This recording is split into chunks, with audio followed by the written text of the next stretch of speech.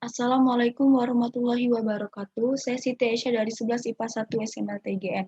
Di sini saya akan mempresentasikan hasil kerja saya. Dalam mata pelajaran Sejarah Wajib, guru mata pelajaran Miss Peralia Eka Fitri, dengan judul tugas Gerakan Nasionalisme di Asia Afrika. Nasionalisme Asia Afrika. Nasionalisme Asia dan Afrika adalah aliran yang mencerminkan bangunnya bangsa-bangsa Asia dan Afrika sebagai reaksi terhadap imperialisme dan kolonialisme bangsa-bangsa Barat.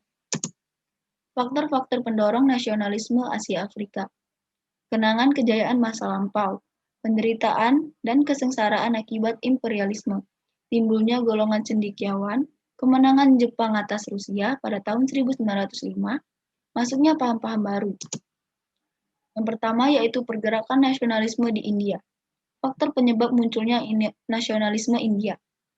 Yang pertama, penderitaan rakyat India akibat penjajahan Inggris.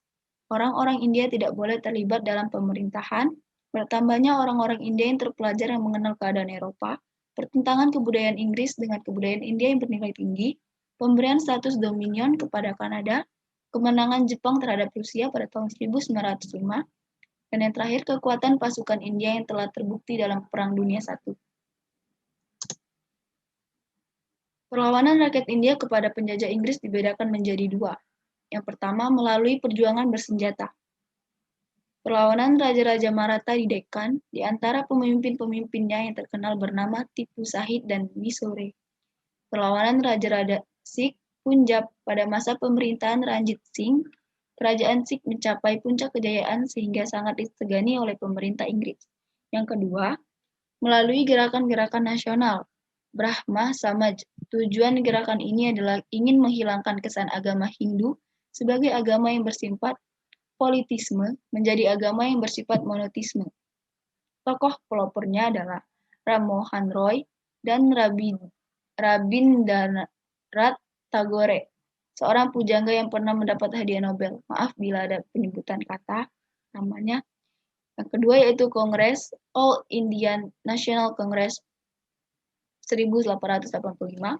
Kongres merupakan persatuan gerakan-gerakan nasionalisme India yang bersama-sama menuntut kemerdekaan. Memprakarsa gerakan ini adalah Alan O'Hume, orang Inggris yang mencintai India, sedangkan yang menjadi pemimpinnya adalah Banerjee. Yang kedua yaitu pergerakan nasionalisme di Turki. Gerakan nasional Turki muncul sebagai akibat kemerosotan yang dialami oleh rakyat Turki yang dimulai sejak pemerintahan Sultan Murad III abad ke-16 sampai dengan pemerintahan Sultan Hamid II pada abad ke-19. Akibat kemerosotan yang berkepanjangan ini, Turki mendapat julukan The Sick Man.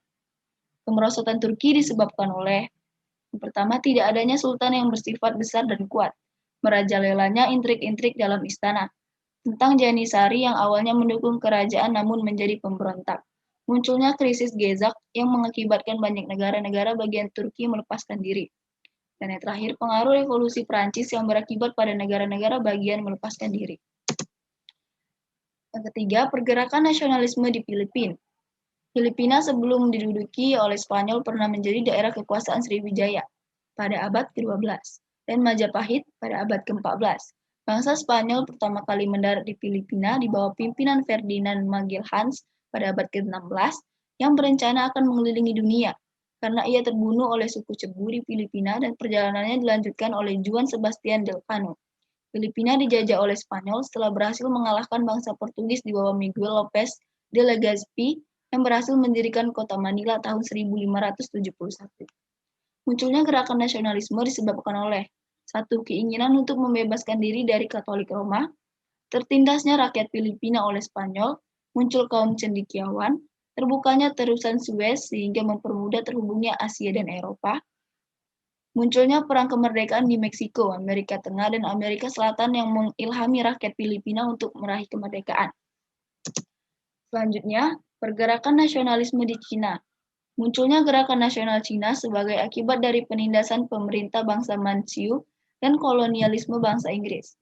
Kolonialisme bangsa Inggris di Cina pertama kali terjadi setelah Perang Candu pada tahun 1839 sampai 1842, yang berakhir dengan ditandatanganinya Perjanjian Nanking pada tahun 1842. Isi dari Perjanjian Nanking adalah 5 pelabuhan Cina dibuka untuk bangsa asing. Inggris mendapatkan Hong Kong sejak 1842. Inggris mendapatkan hak ekstrateritorial.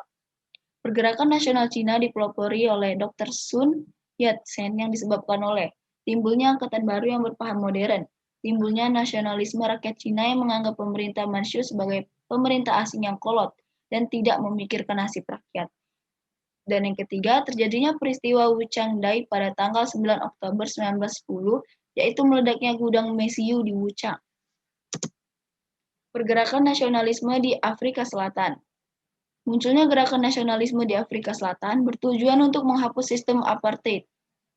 Perjuangan bangsa hitam untuk menentang kekuasaan apartheid setelah dilaksanakan pemilihan umum multiras dengan terpilihnya Mandela sebagai Presiden Afrika Selatan.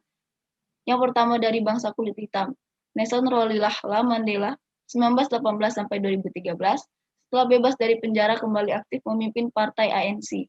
Ia berkampanye untuk kemerdekaan hak-hak sipil penduduk kulit hitam. Usahanya bersama dengan de Klerk membuat kaum kulit hitam dan putih dapat mengupayakan perubahan bersama. Dan yang terakhir, pada tahun 1992, de Klerk mengadakan referendum yang dikhususkan untuk kaum kulit putih. Dalam referendum tersebut, ia menanyakan kepada mereka apakah ingin mempertahankan politik apartheid atau mengakhirinya. 2/3 memilih setuju untuk mengakhiri sistem politik itu. Sumber-sumber yang saya dapatkan dari tugas ini bisa dilihat. Terima kasih. Saya akhiri. Wassalamualaikum warahmatullahi wabarakatuh.